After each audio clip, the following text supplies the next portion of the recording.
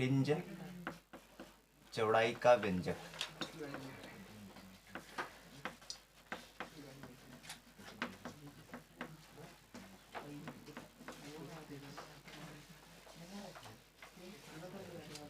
इसके लिए हमने माना था कि ऐसे एक स्लिट है, यहाँ चित्र बना रहे हैं, ऐसे एक स्लिट है और इससे कुछ दूरी पर एक पर्दा है XY, ये पर्दा है। स्लिट S से कुछ दूरी पर दो और स्लिटें हैं, S1 और S2। ठीक है, हमारे साथ में बनाते चलो ताकि खाली बैठने से अच्छा तो अपना व्यंजक हो जाएगा, है ना। रफ साइड में उतार लोगे तो कल उतार लिया तो। यहाँ पर बिंदु P है, P0, केंद्रीय फ्रिंज बोलते इसको। हमने देखा था कि स्लिट एक यस है, इसको हम एकवर्णी प्रकाश स्रोत से प्रकाशित करते हैं तो इससे तरंगे चलती है स्रोत से। ये तरंगे S1 और S2 दोनों पर एक साथ पहुंचती है।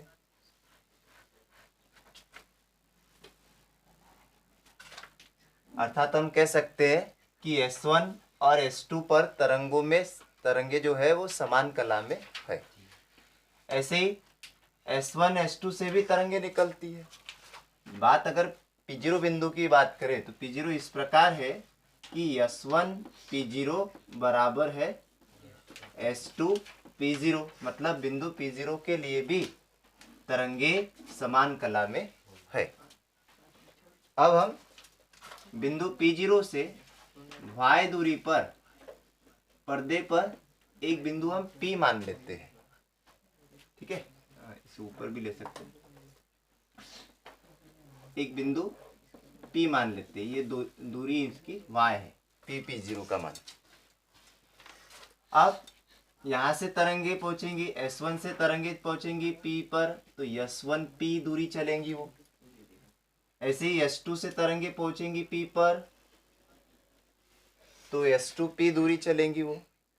ठीक है, और आपको दिख रहा होगा कि S1P क्या है, छोटा रास्ता है ना, S2P क्या है, बड़ा है। मतलब हम कहेंगे कि P बिंदु के लिए इन तरंगों के बीच में मार्ग में अंतर है ना।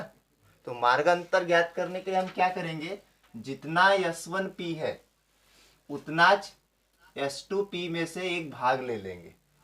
तो इसके लिए S1 से S2P पर लंब डाल देंगे। ऐसे यहाँ पर A बिंदु मान लो, थीटा कोण बनाते हुए हमने लंब डाला।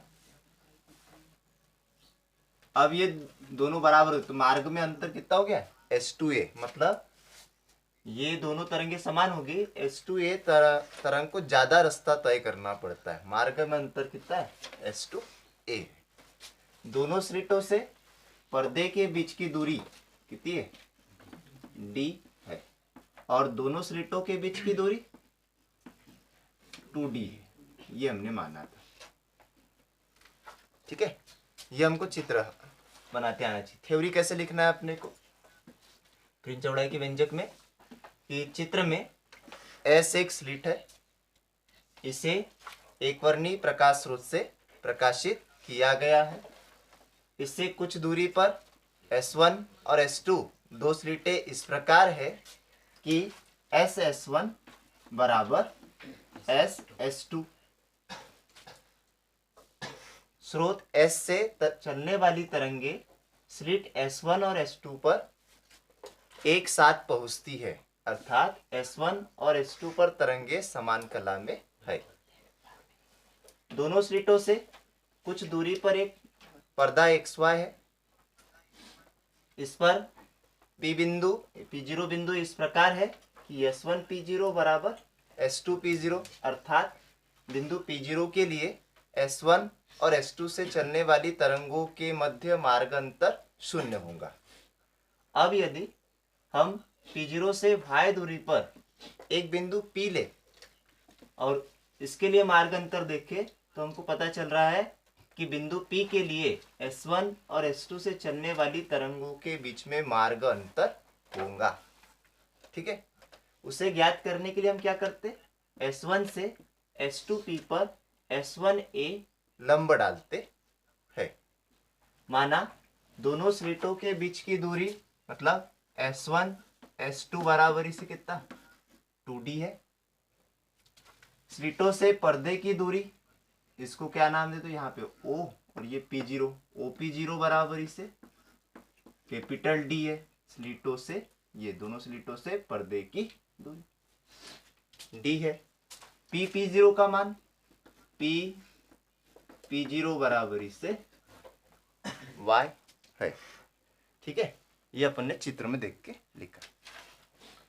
अब उसके बाद में समरूप त्रिभुज बन रहे हैं चित्र में। यहाँ से एक और त्रिभुज, ये O बिंदु को P बिंदु से मिला देंगे तो एक और त्रिभुज बनेगा OPP0। समरूप त्रिभुज लेंगे, समरूप त्रिभुज S1 S2A तथा त्रिभुज OPP0 में। ठीक है, क्या लिखते, लंब बटे कर्ण बराबर लंब बटे कर्ण। सबसे पहले इसकी बात करो, S1 S2A इस त्रिभुज में क्या है, लंब बटे कर्ण। लंब क्या होगा भाई S2A और कर्ण क्या होगा S1 S2। तो S2A बटे S1 S2 बराबर से दूसरा त्रिभुज OPP0 की बात करो। ये समकोण त्रिभुज दिख रहा है आपको, इसमें लंब बटे कर्ण। लंब कितना होगा इस त्रिभुज में, ये वाला PP0, तो PP0 और बटे कर्ण तिरछी वाली भुजा OP। ठीक है, अब चूंकि जो बिंदु P है वह P0 के अति समीप है।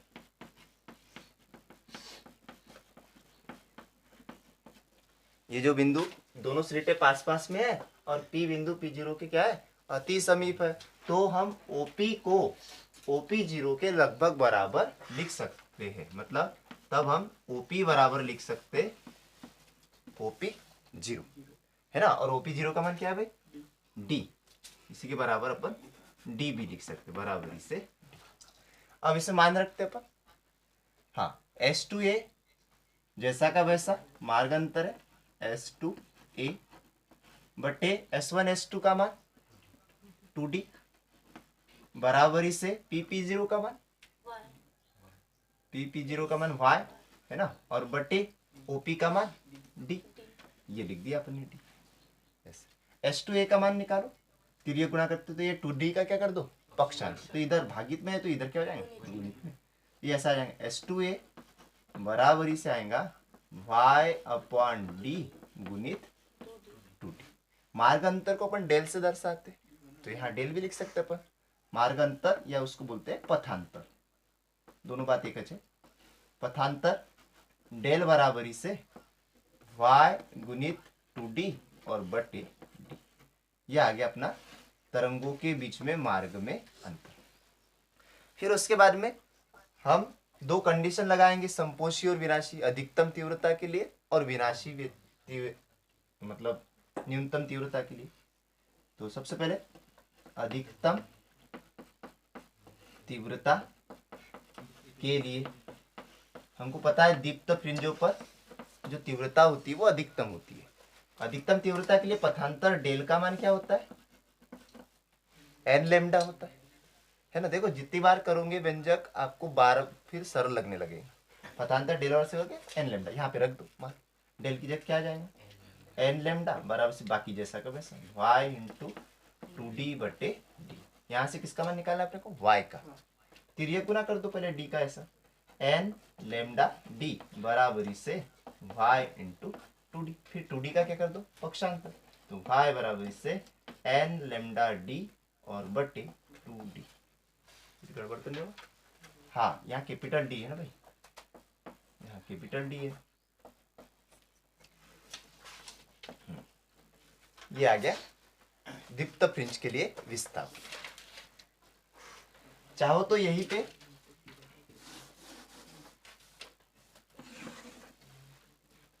अब अपने को फ्रिंज चौड़ाई ज्ञात करना है, तो इसके लिए अपन मान लेंगे, माना कि केंद्रीय फ्रिंज P0 से NV तथा N+1V दीप्त फ्रिंज की दूरी,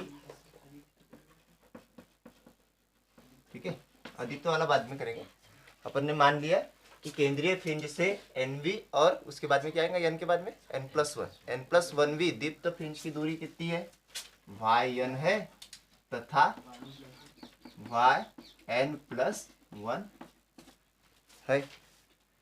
तब हाँ YN बराबर से किधर होगा, तो ये YN का मान अपना निकला है पहले से, तब YN बराबर इसे लिख दो, ये देख के n lambda d upon 2d, ठीक है। और YN+1 लिखना है तो इसी को देख के लिखो, तथा इसके बाद की तरफ YN की जगह क्या लिखना है, N+1 बराबर से इधर भी लिखना पड़ेगा N+1 लैम्डा d और अपॉन 2d।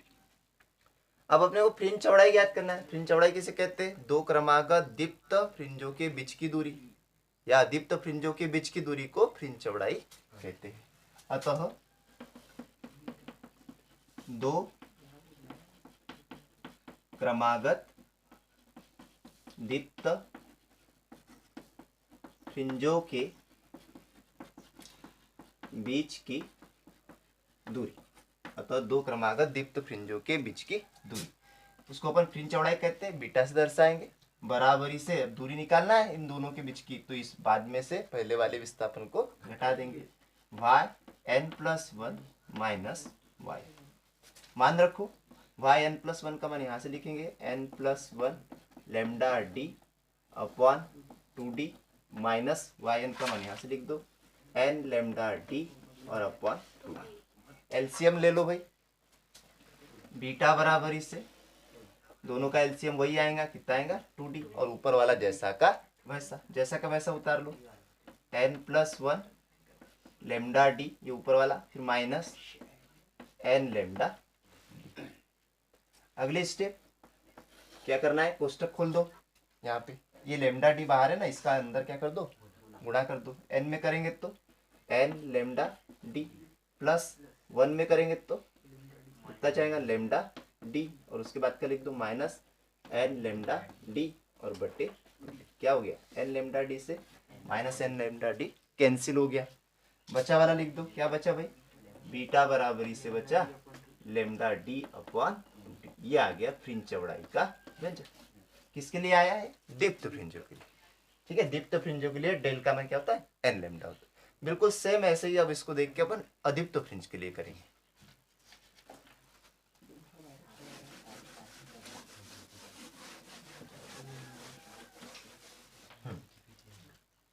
आगे न्यूनतम तीव्रता के लिए, न्यूनतम तीव्रता के लिए जो पथांतर होता है डेल का मान कितना होता भाई, कितना होता 2n-1 इंटू लैम्डा बटे 2, सबके बटे में लिखो या लैम्डा बटे 2, ये न्यूनतम तीव्रता के लिए होता है। अब ये मान रख दो अपने विस्थापन वाले समीकरण में, डेल बराबर से था तो डेल की जगह क्या लिखना है अपने को 2n-1 इंटू लैम्डा बटे 2, बराबरी से क्या था डेल बराबर से क्या था y इंटू 2d और अपॉन कैपिटल था ना। हाँ तिर्यक गुणा करो, इसका इधर क्या आ जाएगा भाई 2n-1 इंटू लैम्डा d, ये इसका गुणा इसमें बराबरी से और इसका गुणा इसमें, तो ये 2 का गुणा इधर होगा तो 2 ने कितना जाएगा 4 जाएंगे ना, 4y d या y इंटू 4d लिख दो, ठीक है, y इंटू 4d हो जाएगा 2 का तिर्यक गुणा कर दिया। अपने को y का मान चाहिए तो y बराबरी से आ जाएगा 2n-1 लैम्डा d और अपॉन ये 4d अपॉन में आ जाएगा अपॉन 4d, ये क्या का मानेगा y का। अब सेम वही वाली थ्योरी क्या माना बिंदु P0 से NV तथा N+1V अदीप्त फ्रिंज की दूरी क्रमशः YN डैश तथा YN+1 डैश है, ऐसा मानेंगे अपन।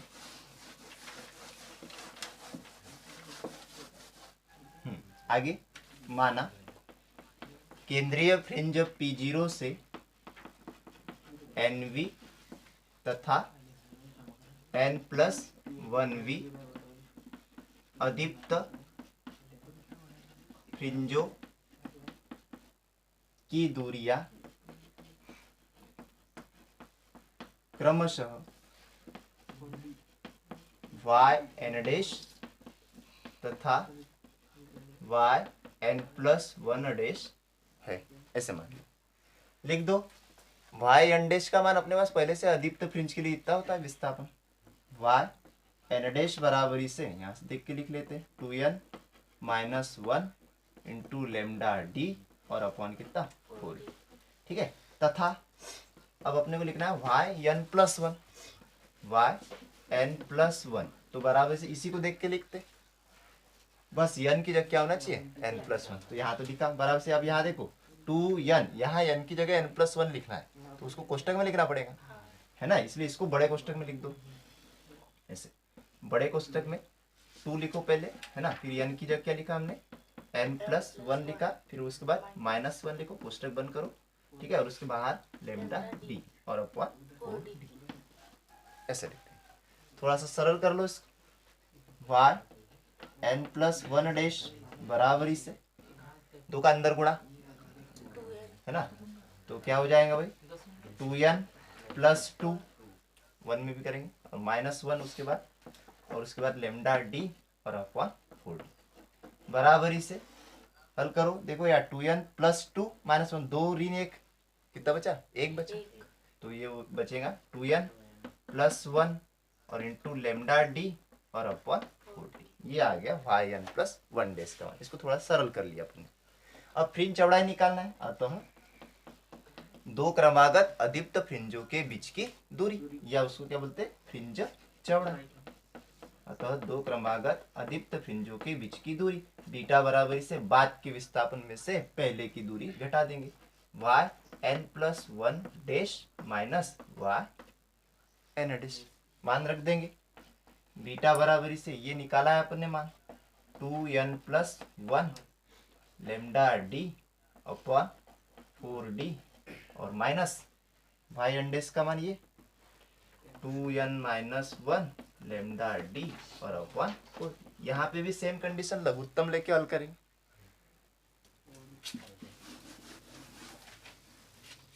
इधर लिख देते हैं